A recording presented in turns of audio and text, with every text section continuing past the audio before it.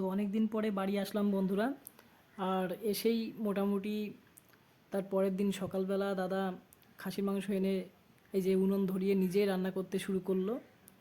তো দেখেই নাও তোমরা কি হচ্ছে, বুঝতেই পারছো উনুনে রান্না খুব সুন্দর লাগছে দেখতে। আর বেশ খেতেও কিন্তু ভাল লাগে উনুনে সব সময়। আলুগুলো এই যে ভাজা ভাজা করে নেওয়া হয়েছে এবং তারপরে তেলের মধ্যে জিরেটা দিয়ে দিল।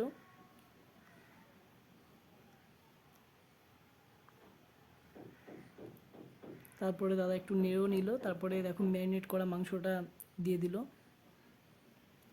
আসলে এই মাংসটা ম্যারিনেট করা না, এটা হচ্ছে প্রেশার কুকারে সিটি মারা মাংস। তারপরে এই যে মাংস পুরোপুরি হয়েও গেছিলো দেখতে দেখতে। মাংসটা হয়ে যাওয়ার পরে বেশ ভাল লাগছিল। আমি 2 পিস খেয়েও নিয়েছিলাম, সেটা আমি দেখাতে পারলাম না। তারপরে এই যে ফাইনাল লুক।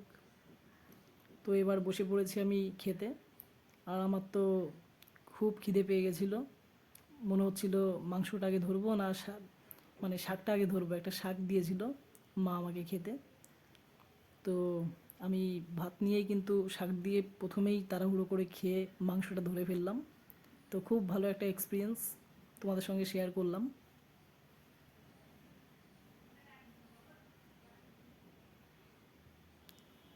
তো খাওয়া দাওয়া করে এখন যাব কলকাতা, মানে কলকাতা অনুরাধার মেজদির বাড়ি।